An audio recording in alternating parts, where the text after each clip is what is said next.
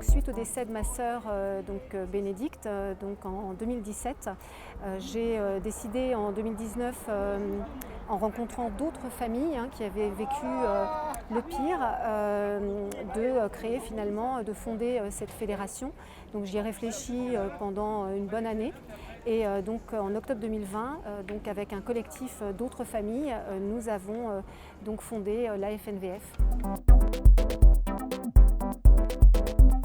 Notre fédération propose plusieurs pôles d'action auprès des familles de féminicides. Donc on arrive dans un premier temps en soutien avec une écoute. Nous avons aujourd'hui 3 écoutants.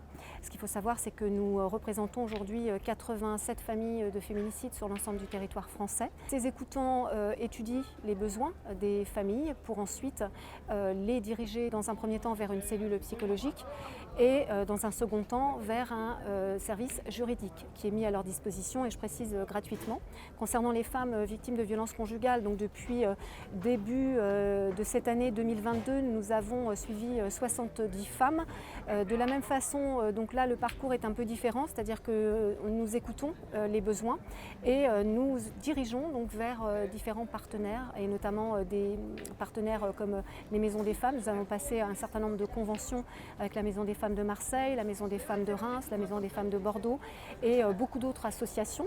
Au total, une dizaine de conventions pour accompagner au plus près les victimes en fonction de leur département.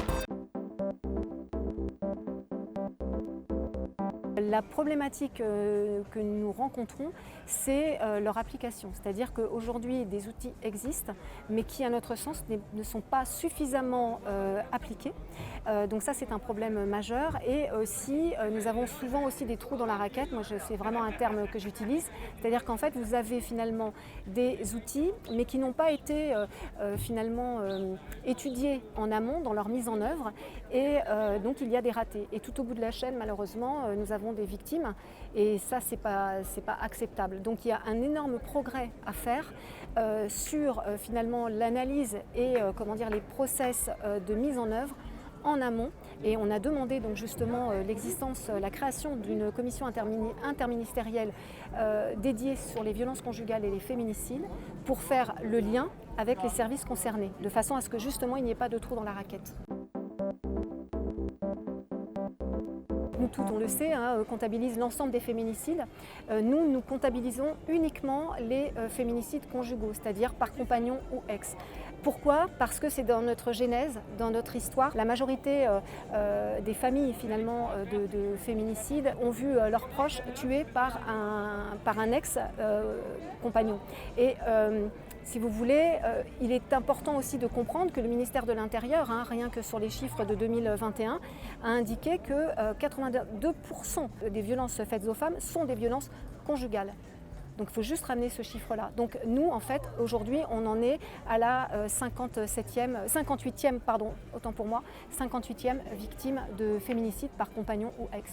On a mis des alertes sur des mots-clés, femmes mortes, drame familial, les termes qu'utilisent en tout cas les médias. Donc en fonction de ces éléments, de ces alertes, on analyse parfois de plus en plus, comme on a quand même maintenant pas mal de visibilité, on est aussi même contacté par des sources importantes. Ça peut être des sources médiatiques qui ont eu l'info avant nous, voire même des sources policières. Je pense qu'il faut que les choses se mettent en place, ça c'est un fait, mais encore une fois, je pense que, et je reviens à ce que je disais tout à l'heure, c'est encore une fois l'application, c'est-à-dire de ces mesures, la méthode d'application de ces mesures. Le problème, c'est que les SPIP en fait n'ont quasiment aucun moyen. Et malheureusement, c'est toujours au détriment de la victime.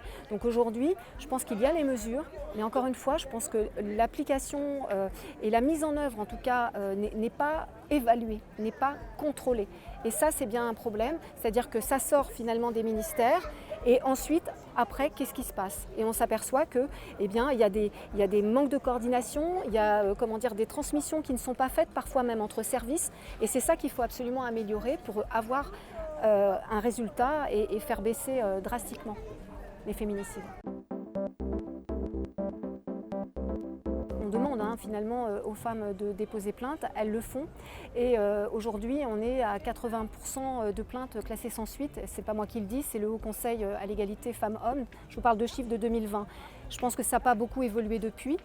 Ça veut dire qu'il y a encore une énorme formation et sensibilisation à faire auprès des magistrats. Alors les forces de l'ordre, c'est vrai que ça s'est bien mis en place, mais les magistrats, il y a quand même un énorme travail à faire sur notamment des peines dissuasives aussi que nous demandons. C'est-à-dire que il n'est pas acceptable, et on voit aussi par exemple des récidivistes qui écopent encore du sursis. Et on attend quoi? On attend juste finalement qu'à la fin en fait, une femme meure tout juste parce que des peines finalement trop légères ont été décidées pour condamner finalement cet auteur.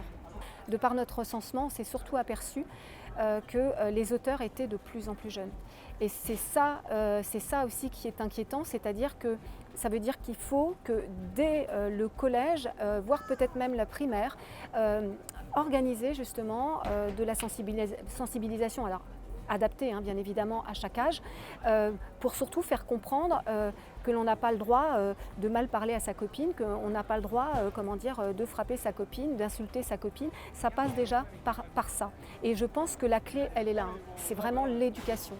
Tout ce que l'on fait après, c'est de l'après. C'est-à-dire que, mais si on peut agir en amont, et ce qu'il faut aussi bien comprendre, c'est que les enfants qui ont assisté, c'est-à-dire les victimes collatérales, qui ont assisté aux violences subies par leur maman, on sait très bien qu'il y a un pourcentage quand même assez important d'enfants qui vont reproduire cette violence à l'âge adulte en fait.